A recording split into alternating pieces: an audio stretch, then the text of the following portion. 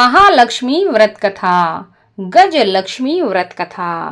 नमस्कार भाइयों बहनों, जय माँ गायत्री। आप सभी का मेरे YouTube चैनल शुभकर्मा ही अष्टो में स्वागत है। आज के इस वीडियो में सुनेंगे माता महालक्ष्मी की व्रत कथा।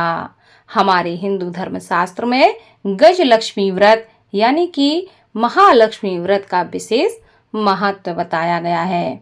भाद्रपद शुक्ल अष्टमी के दिन से यह व्रत प्रारंभ हो जाता है और 16 दिन तक यह व्रत किया जाता है, या कहीं कहीं 16वें दिन ही इस व्रत को लोग व्रत करते हैं और पूजन करते हैं।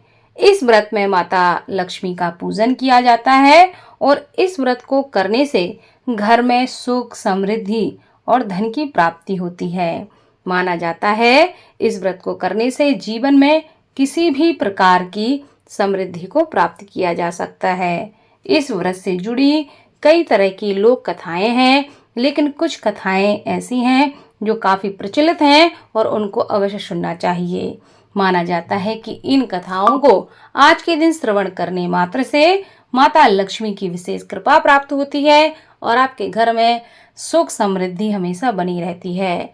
इस कथा को खुद सुने, आपके जो अपने हैं उसको भी इस कथा को शेयर करें तथा वह भी इस कथा को सुनकर लाभ ले सकें और माता महालक्ष्मी की कृपा आपके साथ, आपके अपनों के ऊपर भी हमेशा बनी रहे। महाभारत काल के दौरान एक बार महर्षि वेद व्यास जी ने हस्तिनापुर का भ्रमण किया। महाराज धृतराष्ट्र ने उन्हें अपने राजमहल में पधारने का आमंत्रण दिया। रानी गांधारी और रानी कुंती ने मुनि वेद व्यास से पूछा कि हे मुनि, आप बताएं कि हमारे राज्य में कभी भी धन की कमी न हो। धन की देवी माँ लक्ष्मी और सुख समृद्धि कैसे हमारे राज्य में हमेशा बनी रहे। यह सुनकर वेद व्यास जी ने कहा कि यदि आप अपने राज्य में सुख समृद्धि चाहते हैं तो प्रतिवर्ष अश्विनी कृष्ण अष्टमी को विधिवत श्री महालक्ष्मी का व्रत करें। ऐसा करने से आपके राज्य में हमेशा अखंड लक्ष्मी का निवास होगा। मुनि की यह बात सुनकर कुंती और गांधारी दोनों ने महालक्ष्मी व्रत करने का संकल्प ले लिया। रानी गांधारी ने अपने राजमहल के आंगन में 100 पुत्रों की मदद से विशालकाय गज का निर्माण कराया और नगर की सभी स्त्रियों को पूजन के लिए आमंत्रित किया, परंतु रानी कुंती को निमंत्रण नहीं भेजा। जब सभी महिलाएं गांधारी के राजमहल पूजन के लिए जाने लगी तो कुंती बड़ी ही उदास हुई कि मुझे नहीं बुलाया है। माता को दुखी देखकर पांचों पांडवों ने पूछा कि हे माता, आप इतनी उदास क्यों हैं? तब कुंती ने सारी बात उन्हें बता दी। इस पर अर्जुन ने कहा कि माता, आप महालक्ष्मी पूजन की तैयारी कीजिए, मैं आपके लिए हाथी लेकर आता हूँ। ऐसा कहकर अर्जुन इंद्र के पास पहुंच गए और इंद्रलोक से अपनी माता के लिए ऐरावत हाथी लेकर आए। जब नगर की सभी महिलाओं को यह बात पता चली तो रानी कुंती के महल में स्वर्ग से ऐरावत हाथी आया है तो सारे नगर में शोर मच गया। हाथी को देखने के लिए पूरा नगर एक जगह इकट्ठा हो गया और सभी विवाहित महिलाओं ने विधि विधान से महालक्ष्मी का पूजन किया। पौराणिक मान्यता है कि इस व्रत की कहानी को 16 बार कहा जाता है और हर चीज की 16 पूजन सामग्री होती हैं। 16 चीजें माता को चढ़ाई जाती हैं। ऐसा करने से माता महालक्ष्मी की कृपा आपके जीवन में हमेशा बनी रहती है। इसलिए इस कथा को अवश्य ही श्रवण करना चाहिए। इसी के साथ दूसरी पौराणिक कथा इस प्रकार है। पौराणिक कथा के अनुसार प्राचीन काल में एक बार एक गांव में गरीब ब्राह्मण रहता था। वह भगवान विष्णु का परम भक्त था। एक दिन उसकी भक्ति से खुश होकर भगवान विष्णु ने उसे दर्शन दिए और मनचाहा वरदान मांगने के लिए कहा। ब्राह्मण ने कहा कि उसके घर में हमेशा लक्ष्मी का वास हो, ऐसी मेरी इच्छा है। इस इच्छा को जानने के बाद विष्णु जी ने कहा कि उसे लक्ष्मी तो प्राप्त हो सकती है, लेकिन उसके लिए उसे थोड़ा सा प्रयत्न करना होगा। भगवान विष्णु ने कहा कि मंदिर के सामने एक स्त्री रोज आती है और यहाँ आकर उपले पाथती है। तुम बस अपने घर उन्हें आमंत्रित कर देना। वह स्त्री ही देवी माँ लक्ष्मी के समान है। अगर वह स्त्री तुम्हारे घर आती है तो तुम्हारा घर धन धान से भर जाएगा। इतना कहकर भगवान विष्णु अदृश्य हो गए। अगले दिन प्रातः 4 बजे ब्राह्मण मंदिर के सामने बैठ गया और जब धन की देवी माँ लक्ष्मी उपले पाथने के लिए आई तो ब्राह्मण ने उन्हें अपने घर आने का निवेदन किया। ब्राह्मण के व्यक्तित्व को सुनकर लक्ष्मी जी समझ गईं कि ये सब भगवान विष्णु जी ने ही किया है। माता लक्ष्मी ने कहा कि तुम 16 दिन तक महालक्ष्मी व्रत को विधि पूर्वक करो और रात में चंद्रमा को अर्घ्य दो, तो मैं तुम्हारे घर आऊंगी।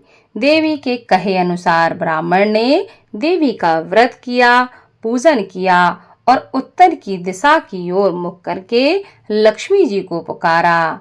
अपने वचन को पूरा करने के लिए धन की देवी प्रकट हो गईं और उन्हें गरीब ब्राह्मण के हर कष्ट को दूर किया और उसके घर में सुख समृद्धि माँ ने भर दी। उसके घर से दरिद्रता हमेशा के लिए समाप्त हो गई।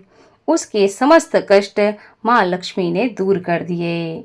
इसी के साथ तीसरी पौराणिक कथा के अनुसार एक बार भगवान विष्णु मृत्युलोक यानी कि भूलोक में गमन करने के लिए निकल पड़े। माता लक्ष्मी जी ने भी निवेदन किया कि वह भी उनके साथ आना चाहती हैं। भगवान विष्णु उनके स्वभाव से परिचित थे, इसलिए पहले ही उन्हें आगाह किया कि मैं आपको एक ही शर्त पर अपने साथ लेकर चल सकता हूँ। माता लक्ष्मी मन ही मन प्रसन्न हो गईं और बोली, ठीक है, आप जैसा कहें मैं वैसा ही करूँगी। भगवान बोले, सही है, तो ठीक है। भगवान उन्हें साथ ले जाने के लिए तैयार हो गए। माता फटाफट से बोली, मुझे सारी शर्तें मंजूर हैं। भगवान विष्णु ने कहा, तो मैं कहूँ, जैसा मैं कहूँ आपको वैसा ही करना होगा। माता बोली, ठीक है, आप जैसा कहेंगे वैसा ही करूँगी। दोनों भूलोक पर आकर विचरण करने लगे।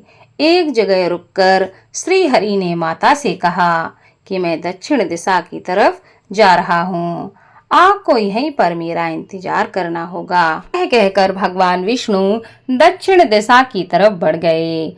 अब माता को जिज्ञासा हुई कि दक्षिण दिशा में ऐसा क्या है जो भगवान विष्णु वहां मुझे नहीं ले जाना चाहते थे। माता का स्वभाव तो वैसे ही चंचल माना जाता है। उनसे वहां पर ज्यादा देर नहीं रुका गया और वे भगवान विष्णु की तरफ ही बढ़ने लगीं। आगे जाकर माता को सरसों का एक खेत दिखाई दिया। उसकी सुंदरता ने माता का मन मोह लिया। वे फूलों को तोड़कर अपना श्रृंगार करने लगीं। इसके बाद वे कुछ ही दूर आगे बढ़ी थीं कि गन्ने के खेत उन्हें दिखाई दिए। उन्होंने गन्ना चूसने की इच्छा हुई, वह गन्ने तोड़कर उन्हें चूसने लगी। इतने में ही भगवान विष्णु वापस आ गए। सरसों के फूल से सजी माता लक्ष्मी को और गन्ना चूसते हुए देखकर भगवान विष्णु उन पर क्रोधित हो गए। भगवान ने कहा कि आपने शर्त का उल्लंघन किया है। मैंने आपको वहां रुकने के लिए कहा था, लेकिन आप नहीं रुकी और यहाँ किसान के खेतों से फूल और गन्ने तोड़कर आपने अपराध किया है। इसकी आपको सजा मिलेगी। भगवान विष्णु ने माता लक्ष्मी को 12 वर्ष तक किसान की सेवा करने का श्राप दे दिया और स्वयं क्षीर सागर में लौट गए। अब बेबस माता लक्ष्मी को किसान के घर रहना पड़ा। एक दिन माता लक्ष्मी ने किसान की पत्नी को देवी लक्ष्मी की प्रतिमा की पूजा करने को कहा और बोला कि इससे तुम जो मांगोगी वह तुम्हें प्राप्त हो जाएगा। कृषक की पत्नी ने वैसा ही किया। कुछ ही दिनों में उसके घर धन धान्य की वर्षा होने लगी। हंसी खुशी समृद्धि में 12 साल का समय बीत गया। जब भगवान विष्णु माता लक्ष्मी को लेने के लिए आए तो किसान ने माता लक्ष्मी को ना जाने का हठ कर दिया।